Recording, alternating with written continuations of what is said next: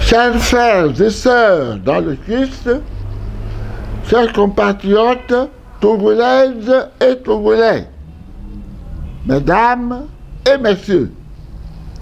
j'ai suivi avec une grande indignation et vive consternation la plaisanterie de mauvais goût que nous a servi la CENI sous ordre la nuit dernière, en proclamant les soi-disant résultats du scrutin présidentiel du samedi 22 février 2020, qui a donné pour gagnant le chef de l'État sortant, pourtant manifestement vomi par la population, à plus de 72%, et attribué au candidat unique de ma dynamique, visiblement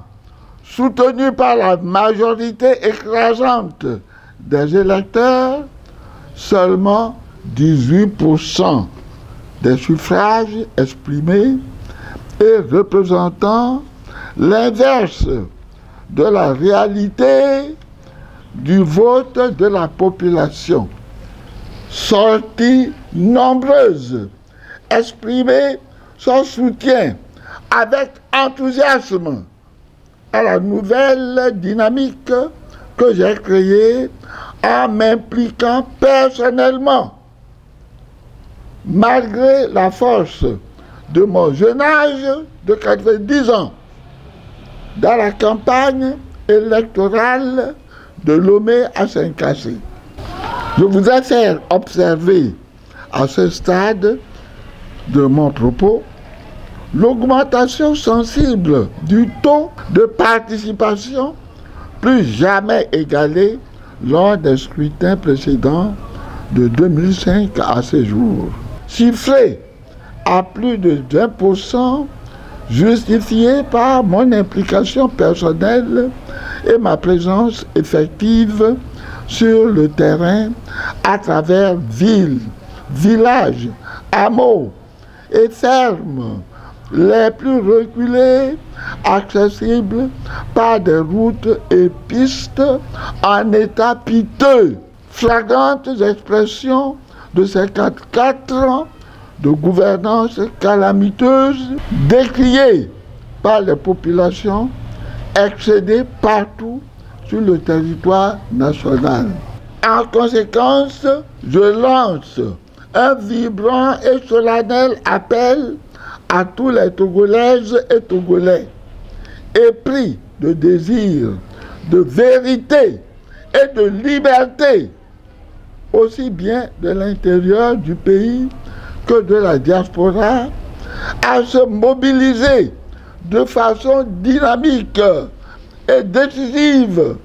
en vue de faire échec à cette manœuvre grotesque et répugnante, digne d'une époque longtemps révolue, qui tend encore une fois à voler la victoire du peuple togolais après 54 ans de dictature. Je demande avec la plus grande humilité et beaucoup de respect à tous mes collègues évêques,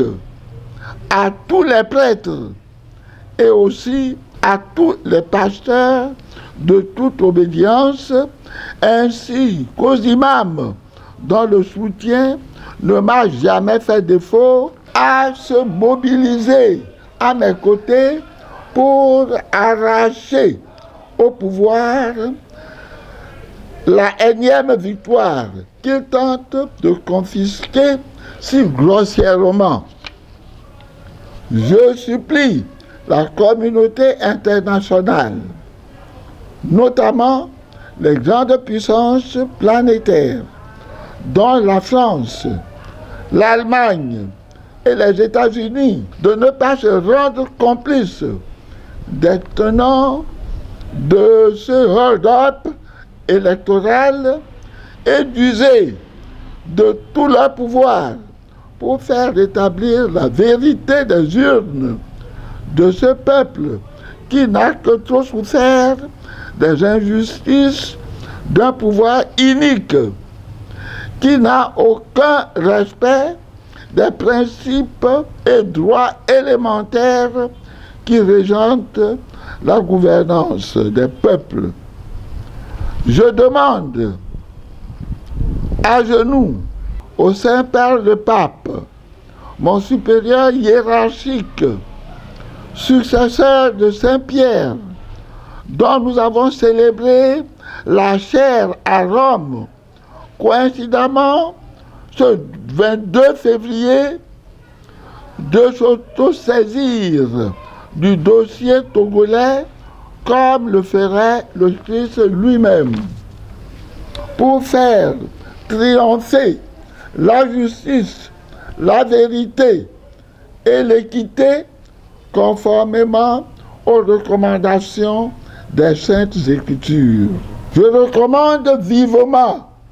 à tout le peuple de Dieu au Togo l'observation de 3 jours de jeûne, de prière et de louange au Seigneur pour la délivrance de la terre de nos aïeux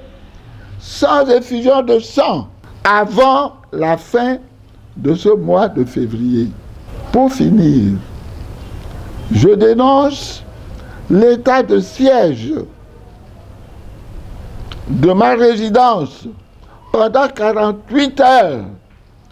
signe manifeste de leur aveu d'échec à ces élections par des militaires lourdement armés face aux vieux perclus que je suis, et invite les personnes du 3e âge de tout le pays à se joindre à moi dans le cadre d'une marche pacifique de revendication de la victoire des forces du bien sur celle du mal ce vendredi 28 février sur l'ensemble du territoire national. Ce serait la meilleure manière d'indiquer la voie de l'honneur et de la dignité aux jeunes qui tardent à prendre leurs responsabilités. Les itinéraires seront communiqués ultérieurement. 2020 signe la fin de carrière de Messi Faure Gnassingbé. Que Dieu bénisse le Togo et le délivre des griffes des forces du mal définitivement en ce mois de février 2020. Au nom du Père et du Fils et du Saint-Esprit. Amen. Binge, binge.